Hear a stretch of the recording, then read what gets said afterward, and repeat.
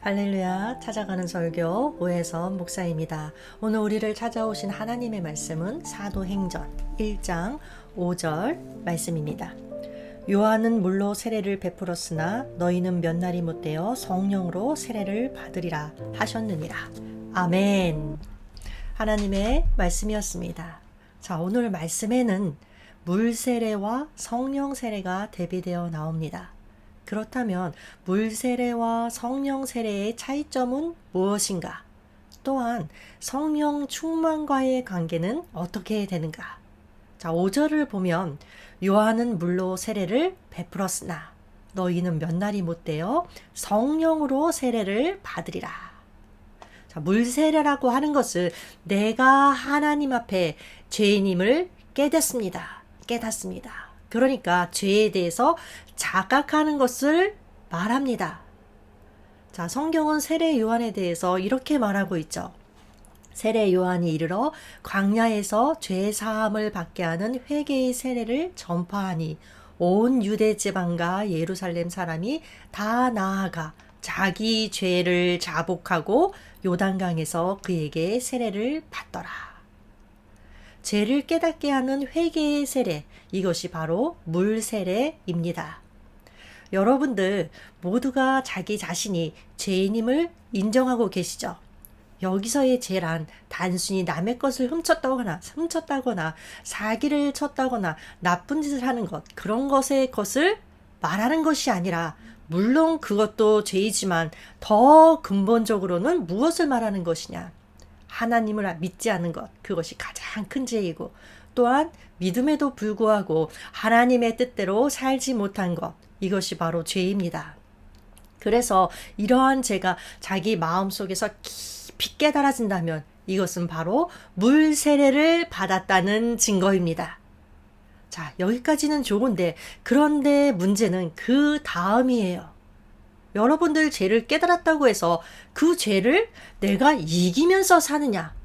그렇지는 않아요. 우리 모두는 사랑해야 되는 줄 알지요. 그러나 사랑하지 못해요. 끊어야 됨을 그것도 알아요. 그러나 끊지 못합니다. 용서해야 하는 줄도 알고, 그래서 남에게 용서해야 한다고 말하지만 그러나 정작 자기 자신은, 본인은 그렇게 하지 못합니다. 한마디로 하면 뭐가 죄인지도 알고 또 하나님의 뜻대로 사는 것이 무엇인지 알지만 문제는 내 안에 그렇게 살 수 있는 능력이 없다는 것입니다. 자, 예수님의 제자들을 예로 들어볼게요. 예수님께서는 세상에 계실 때 많은 시간들을 제자 훈련에 쏟으셨어요. 제자들을 부르시고 가르치시고 보여주셨어요.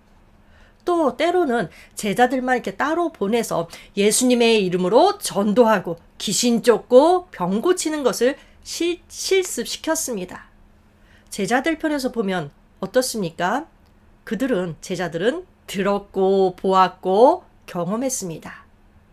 그래서 요한일서 1장 1절을 보면 우리가 들은 바요, 눈으로 본 바요, 주목하고 우리 손으로 만진 바라. 자, 이 말씀은 다시 말하면 완전히 체험했다는 것입니다. 그런데 수제자였던 베드로를 예로 들어보면 그는 3년 동안 주님과 온전히 동행했고 십자가 사건도 보았어요. 부활하신 주님도 만났어요. 그런데 부활하신 예수님을 만났음에도 불구하고 베드로가 한 일은 무엇이었나요? 주님을 버리고 다시 자신의 생업이었던 업으로 돌아가 버린 것입니다. 자기 혼자만 간 것도 아니고 6명을 이끌고 3년 전에 버렸던 그물을 다시 잡았습니다. 보았고 들었고 경험했고 깨닫기까지 했지만 무력했어요. 이 원인이 어디에 있었느냐? 자, 오늘 말씀을 보니까 성령이 너희에게 임하시면 너희가 무엇을 받고? 권능을 받고. 자, 성령의 권능을 받지 못했기 때문에 그렇습니다. 성령님은 예수님이 하늘로 올라가신 후에 부활 후에 승천하신 다음에 보내주셨기 때문이죠. 물론 그 이전에도 구약 시대에도 성령님이 계셨어요. 그러나 예수님의 승천을 기점으로 해서 달라진 것이 무엇이냐 하면 그 이후에 성령님은 내 안에 거하시는, 내 안에 인쳐진, 그래서 내주의 성령님이라고 하죠. 그래서 예수님께서는 승천하기 전에 제자들에게 말씀하셨어요. 4절 말씀, 사도와 함께 모이사 그들에게 분부하여 이르시되 예루살렘을 떠나지 말고 내게서 들은 바 아버지께서 약속하신 것은 성령을 말하죠. 성령을 기다리라. 왜냐하면 그 이유는 성령이 너희에게 임하시면 너희가 권능을 받고 라고 말씀하고 계세요. 이 말씀에서 알 수 있는 가장 중요한 핵심은 우리에게 권능이 필요하다는 거예요. 그런데 그 권능의 원천이 누구? 바로 성령님이시라는 것입니다. 여기에서 우리는 요한의 물 세례와 예수님께서 말씀하시는 성령 세례에 대한 확실한 지식을 가져야 합니다. 우리 교회 안에는 물 세례와 성령 세례를 모두 받은 성도들이 있는가 하면 또 한편으로는 물 세례만 받고 성령 세례를 받지 못한 사람들도 있습니다. 그런데 불행하게도 이들은 명목상의 성도이고 교인일 뿐입니다. 자, 여러분 다시 한번 비교해서 정리해 볼게요. 세례 요한이 베푼 물 세례는 죄를 회개하는 상징으로 베푼 것입니다. 그러므로 물 세례는 죄인을 온전히 구원하고 영생을 주는 세례가 아닙니다. 불신앙과 부도덕한 죄를 회개하고 예수 그리스도께서 주시는 성령 세례를 받기 위한 준비 과정에 불과한 것이었어요. 이 점에 대해서 세례 요한은 사람들에게 분명히 증언했지요. 마태복음 3장 11절 말씀에서 나는 너희로, 세례 요한이 한 말이에요. 나는 너희로 회개하게 하기 위하여 물로 세례를 베풀었거니와 내 뒤에 오시는 이는 바로 예수님을 말하는 거죠. 나보다 능력이 많으시니 나는 그의 신을 들기도 감당하지 못하겠노라. 그는 성령과 불로 너희에게 세례를 베푸실 것이요. 자, 이 말씀을 볼 때 성경은 세례 요한의 물 세례만 받은 자들에 대해서는 아직 구원받지 못한 존재로 간주한다는 것을 알 수 있습니다. 오직 성령으로 세례받은 성도만을 하나님의 자녀로 증언합니다. 그리고 한 가지 주의해야 할 것, 성령 세례란 성령님이 나에게 임하신 제일 첫 번째 경험을 말하는 것이기 때문에 성령 세례를 받은 이후로도 지속적으로 성령님의 그 임하심과 성령 충만을 사모하고 구해야 한다는 것입니다. 자, 그렇다면 어떤 이유로 성령 세례를 받아야 진정한 그리스도인이 될 수 있는 걸까요? 그것은 첫 번째, 성령 세례를 받아야만이 타락한 아담에게서 받은 죄악된 본성에서 벗어나 하나님의 성품을 닮은 새로운 사람으로 거듭날 수 있기 때문에 그렇습니다. 성도 여러분, 기독교는 단지 수양이나 고행 등을 통해서 타락한 인간을 조금 낫게 개선시키거나 개량시키는 그런 종교가 아니에요. 타락한 인간을 거룩한 하늘의 사람으로, 하나님의 사람으로 거듭나게 하는 그런 종교입니다. 그런데 그와 같이 타락한 인간을 하늘의 새 사람으로 거듭나게 하는 분이 바로 누구? 성령님이시라는 거예요. 요한복음 3장에서 예수님께서 친히 말씀하셨죠. 진실로 진실로 네게 이르노니 사람이 물과 성령으로 나지 아니하면 하나님의 나라에 들어갈 수 없느니라. 누구든지 거듭나서 참된 성도가 되기 위해서는 반드시 성령 세례를 받아야 한다는 것입니다. 자, 두 번째, 성령 세례를 받은 성도만이 하나님의 신령한 뜻을 분별할 수 있기 때문에 그렇습니다.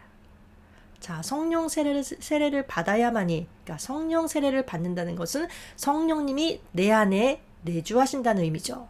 그래서 말씀을 대할 때 성령의 그 조명과 빛을 비춰주심과 도우심을 받아서 말씀을 깨달을 수 있습니다. 여러분, 사람의 이 머리와 이성으로는 하나님의 말씀을 깨달을 수 없어요. 왜냐하면 주의 말씀은 영이요 라고 말씀하고 계시죠. 주의 말씀은 영이기 때문에 오로지 하나님의 영이신 성령에 의해서만 깨달을 수 있다는 것입니다.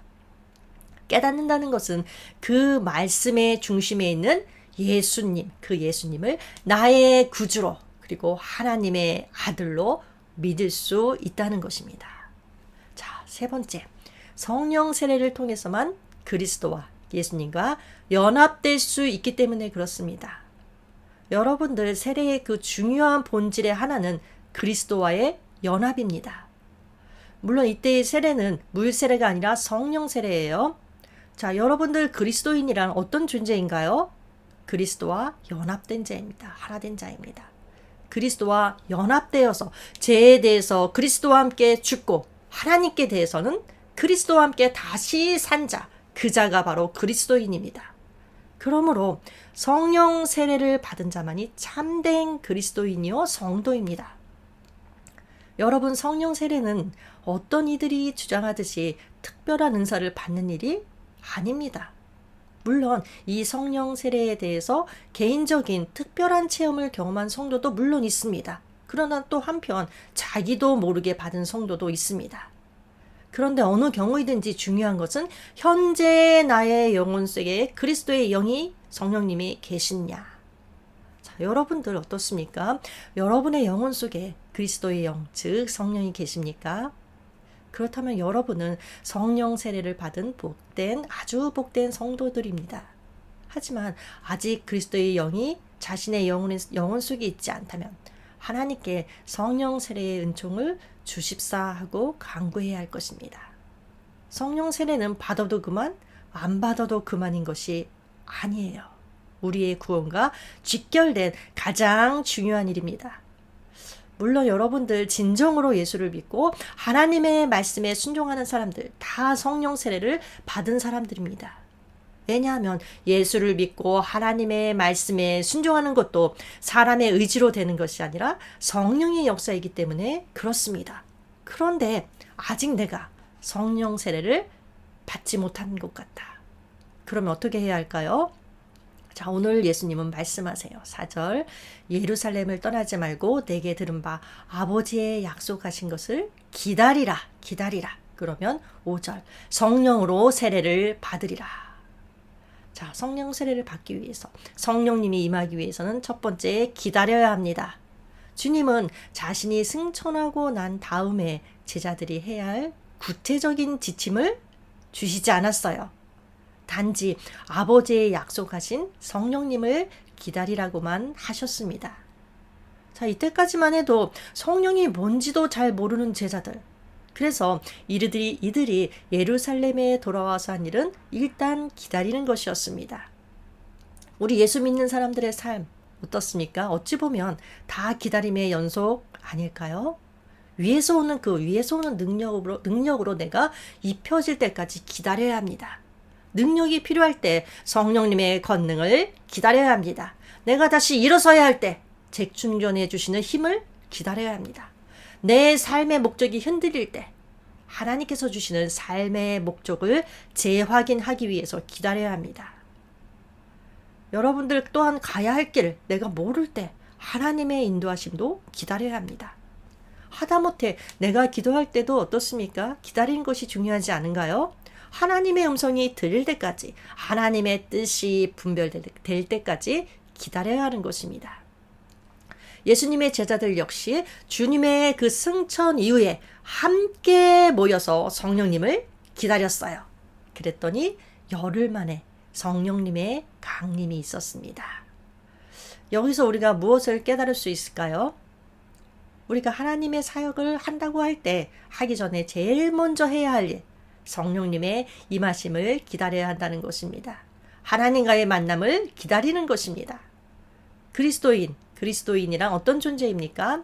힘에 붙이는 일을 내 힘으로 억지로 해내는 그런 사람들이 아닙니다. 하나님을 기다리고 그분의 음성을 듣고 그 음성에 순종하는 사람들입니다. 하나님의 음성을 듣기 위해 기다리는 것, 이것이 바로 사역의 시작이고 기초입니다. 그런데 어쩌면 많은 그리스도인들이 이 기다림의 자세 없이 너무 일 중심적으로만, 사역 중심으로만 인생을 살아가기 때문에 결국적으로는 공허해지는지도 모르겠습니다. 예수님의 제자들을 보세요. 오직 성령이 너희에게 임하시면 너희가 권능을 받고 예루살렘과 온 유대와 사마리아와 땅끝까지 이르러 내 증인이 되리라. 제자들은 내 증인이 되리라 라는 이 말씀을 꽉 붙잡고 그냥 무작정 땅끝으로 달려간 게 아니었어요. 오직 성령이 임할 때까지 기다렸습니다.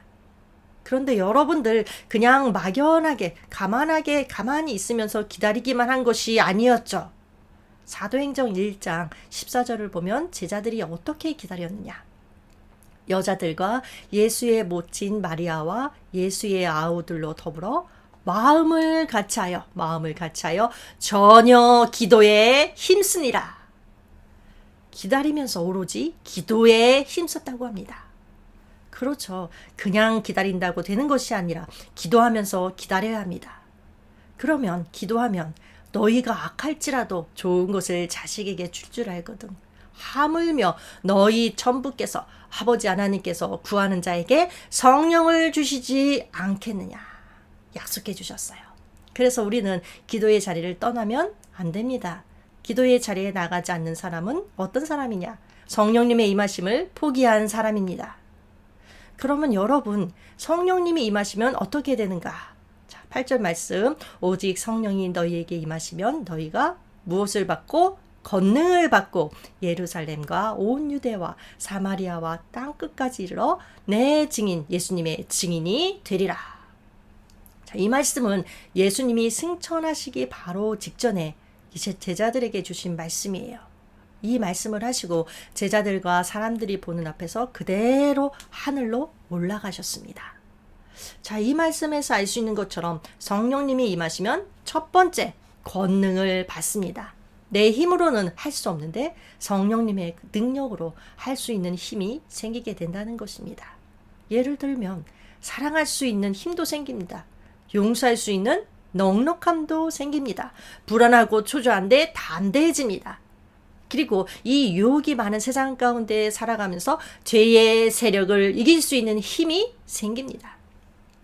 자, 베드로 보세요. 과거에 그는 고난이 무섭고 죽는 것이 두렵고 핍박이 싫어서 살아가는 예수님을 모른다고 3번씩이나 부인했습니다. 배신했습니다. 그러나 성령님이 임하시자 그에게 죽음이 전혀 문제되지 않았어요. 담대해졌어요. 그래서 이런 말을 하죠. 하나님 앞에서 너희 말을 듣는 것이 옳으냐? 하나님의 말씀을 듣는 것이 옳으냐? 너희가 판단하라. 이렇게 기탄 없이 말할 수 있게 되었습니다. 그리고 사도행전 5장 41절을 보면 그는 무지하게 매를 맞고 감옥에서 그 문을 나설 때에도 이 일에 합당한 자로 여김을 받은 것을 기뻐하며 감옥을 나오니라 라고 했습니다. 이것이 바로 성령님의 권능인 것입니다. 두 번째, 성령이 임하시면 증인이 됩니다. 자, 8절을 보면 예루살렘이라는 현장이 언급돼요. 온 유대도 현장입니다. 사마리아도 땅끝도 다 현장이에요. 자, 이것은 성령님은 우리를 현장으로 이끄신다는 것입니다. 권능을 받은 자리에 그냥 머물러 앉아 있는 것이 아니라 성령님은 우리에게 일할 현장을 주시고 그와 함께 비전을 주신다는 것입니다. 그러나 여러분 반면 악한 영은 어떤가요? 악한 영은 현장과 우리를 분리시켜 버립니다. 현장 속에 들어가지 못하도록 만들어요. 쉽게 말하면 신앙과 생활이 하나가 되어야 하는데 서로 분리되게 별개의 것으로 만들어버린다는 거죠. 그러나 여러분 신앙생활은 말 그대로 생활입니다. 삶으로 드러나는 것이 신앙이지 삶으로 드러나지 않는다면 이미 신앙이 아니에요. 삶에서 능력이 나타나지 않는 신앙. 여러분들 의미가 있을까요? 의미가 없습니다. 신앙은 반드시 삶에서 힘으로 능력으로 드러나야 합니다. 그런데 왜 많은 그리스도인들이 그냥 안주한 채로 열정도 활력도 없이 무기력하게 살아갈까요? 자, 이것은 날마다 새롭게 임하시는 성령님을 만나지 못함으로 진정한 비전이 없기 때문에 그렇습니다. 위로부터 내려지는 생명의 능력이 없기 때문입니다. 성령님의 능력을 우리는 덧입어야 합니다. 이를 위해서 겸손히 기도하며 기다릴 줄 알아야 합니다. 이 권능을 받을 때 나 자신을 내가 스스로 이기고 또한 세상, 이 유혹 많은 세상을 이기고 또한 환난을 이기며 결국적으로 승리하는 그리스도인의 삶을 살아가게 될 줄로 믿습니다. 우리 모두 성령님의 임하심과 그 권능 받음을 사모하며 기도하겠습니다.